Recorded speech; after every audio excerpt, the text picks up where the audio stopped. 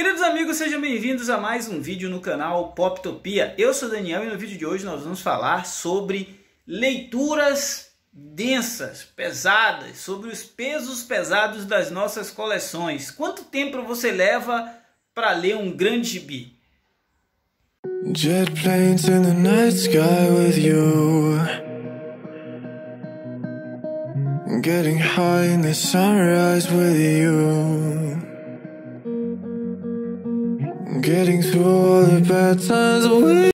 Queridos amigos, hoje eu resolvi falar com vocês de alguns encadernados que eu tenho aqui na minha estante e que, confesso para vocês, é um desafio a cada leitor e tem sido um desafio para mim encarar essa maratona de leitura.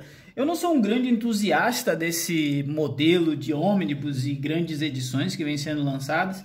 Então, desde que eu peguei há pouco tempo o Berlim do Jason Lutz, eu venho encarando uma luta comigo mesmo para conseguir consumir o conteúdo deste encadernado. E eu me peguei lembrando de outras ocasiões onde a história se mostrou densa demais para uma leitura rápida, né? Esse Berlim do Jason Lutz é justamente isso. É uma aula de história com um grande plano de fundo ali sobre o que é a dinâmica social da cidade de Berlim, seus inúmeros personagens, várias idas e vindas, um estudo muito profundo por parte do artista, né? Então é uma leitura que eu já estou aí há um mês e meio, e aí eu pego, leio um pedacinho, volto, pego outro pedacinho, volto. Queria compartilhar com vocês se vocês também têm alguns livros aí que vocês pegam e não conseguem de uma tacada só concluir a leitura e fica fazendo meio que a prestação. Talvez isso tenha um pouco a ver com o meu hábito de leitura estar associado mais com as revistas mensais. Então quando eu pego um tijolo desse porte, eu acabo levando mais tempo para consumi-lo, para entender, para compreender a história, né? Às vezes até fazendo mais de uma leitura. Outro que eu tenho aqui é justamente o Angola Janga do Marcelo de Salete, que também tem essa característica de ser uma história em quadrinho, uma graphic novel com um plano de fundo histórico, né? Ele conta aqui um pouco da história do Quilombo de Palmares e as várias narrativas que compõem tudo o que aconteceu em Palmares, antes, durante e depois. É uma excelente obra que tem uma pesquisa histórica riquíssima. O Marcelo de Salete ganhou prêmios com essa obra e eu precisei de um bom tempo. Eu lembro que eu levei mais de 10 dias para ler a história, para compreender a história, não por uma dificuldade de compreensão, por assim dizer, mas para poder absorver realmente tudo que o autor se propõe aqui, né? É uma história que tem uma arte e uma narrativa que tem um ritmo diferente, que tem um ritmo próprio, lembra muito mais um documentário do que uma dinâmica de comics ou super-herói ou qualquer coisa do tipo. E o storytelling dela também é muito pautado na realidade. Com isso, a gente precisa aí de mais tempo para não só entender o que está acontecendo na HQ, mas fazer os paralelos com a história do Brasil, como a gente conhece. Então, essa obra ela é riquíssima, muito boa, mas foi um desafio concluir a leitura. Vale muito a pena ter na coleção. Outra que eu também tomei um tempo considerável até concluir, até conseguir dizer assim, ufa, terminei, foi a Biblioteca do Will Eisner, era um contrato com Deus. Essa aqui ela é mais leve, ela tem uma proposta muito mais clara de que é focado em judeus, focado num bairro, focado em personagens, em famílias, em dramas, pequenos dramas particulares, pequenas tragédias, mas ao mesmo tempo que parece uma grande novela, ela propõe algumas reflexões fabulosas, algumas reflexões relacionadas à religião, à alma, a propósito de vida, e isso faz com que a obra do Eisner ela tome aí, requer uma atenção especial, até para se atentar aos detalhes da arte, para se atentar à forma como as histórias vão se entrelaçando, e as lições que ele propõe a partir dessa obra, né? É o tipo de leitura que o cara faz, ele começa a ler de um jeito e termina de outro. Principalmente a história do título aqui, Um Contrato com Deus, é uma história marcante. E as outras todas também são muito boas, afinal a gente está falando de Will Eisner.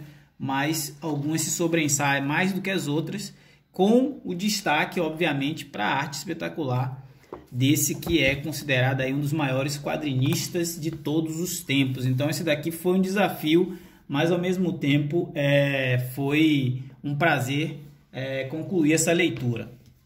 Mais recentemente eu comentei aqui no canal sobre Martha Washington, a saga completa no século XXI, a obra do Frank Miller com Dave Gibbons, lançada aí pela Devir. Reforço que eu não sou um dos entusiastas desse modelo do ônibus, né? Por ser normalmente HQs mais robustas, com muito mais páginas e que requer uma atenção maior para a leitura, mas principalmente pela dificuldade de manuseá-la, pela dificuldade em de repente levar para ler no ônibus, levar para ler no metrô. Uma HQ desse porte ela é para ser lida assim na mesa, sustentada por alguma coisa. Então a gente precisa de um pouco mais de cuidado. Falando de Martha Washington, ele tem um review aqui no canal, são 612 páginas de uma obra espetacular. Eu diria que é uma obra muito à frente do seu tempo. Frank Miller é inspiradíssimo, é uma obra afrofuturista, né? Ela traz uma protagonista negra numa mistura de drama de guerra com ficção científica e cenário pós-apocalíptico. Então tem muitos elementos que, se você leu 20 anos atrás, parecia absurdo e hoje são muito próximos das notícias que a gente vê no dia a dia. Então essa é uma leitura que você não vai conseguir fazer em 1, 2, 3 dias e conseguir absorver tudo que a história se propõe. Ela requer um pouco mais de tempo, ela requer um pouco mais de atenção, mas sobretudo ela requer da capacidade de reflexão que o leitor tem para entender que a história ela tem muitas metáforas do que poderia ser a humanidade, mas também muitas previsões daquilo que nos tornamos nessa nossa época moderna, né? Então, Martha Washington é outra dessas leituras. Quase que encerrando a nossa lista, eu tenho aqui 1898, a Liga Extraordinária, do Alan Moore com Kevin O'Neill, né? Essa obra é outro desses gigantes produzidos aí pela Devir. São cerca de 600 páginas com muitos extras. Então, se você se propor a ler a obra completa, além de você ler a história em quadrinho produzida pelo Alan Moore, são inúmeras páginas de extras, de textos, de contos que ele produziu para complementar a experiência do leitor. Vale lembrar que a Liga Extraordinária ela é extremamente pautada em literatura, então são personagens oriundos de outros livros, como o Drácula de Bram Stoker, o Médico e o Monstro, e por conta disso Alan Moore faz aí a sua releitura, né? Além da saga, que termina, por assim dizer, aqui na página, vamos lá, vamos dar uma olhada aqui, é a página, está marcado na página 318, conclui a saga da Liga Extraordinária, mais ou menos aqui, e daqui para frente são mais de 200 e tantas páginas só de extra, só de arte. E então, se a história ela já tem uma proposta bastante ousada de montar uma liga com vários personagens famosos da literatura, o processo também é extremamente enriquecedor, né? Como foi construído os personagens, como foi construída a proposta da história, de onde ele pescou várias referências. Essa é uma edição extremamente completa, né? A Devir ela não economizou, trouxe tudo que tinha relacionado à obra do Alan Moore para esse encadernado, e a gente tem aí uma das edições mais belas já lançadas aí no mercado brasileiro. Também do Alan Moore eu tenho aqui do Inferno, né? Que trata-se daquela história de teoria da conspiração sobre a origem do Jack, o Estripador. O Alan Moore com o Ed Campbell compuseram essa grande saga aqui, que trata muito mais da história da cidade de Londres e da sua relação com a família real e das lutas de classe, das brigas sociais, de tudo mais, do que da história de Jack o Estripador, né? Isso aí ele deixa meio que segundo plano e a gente acompanha o desenrolar dessa saga a partir do ponto de vista do assassino, né? O que já não tem mistério em torno da identidade do assassino, mas tem uma série de situações que vão se desenrolando e que vão te obrigando a ler, reler, voltar na história, ver se entendeu, se for o caso até fazer anotações, porque realmente é uma leitura desafiadora. Vale lembrar que Alan Moore fez uma grande pesquisa junto com o companheiro dele para produzir essa HQ. Essa pesquisa fotográfica, essa pesquisa arquitetônica é presente em vários momentos na série. A gente vê retratos quase que realistas da cidade de Londres, né?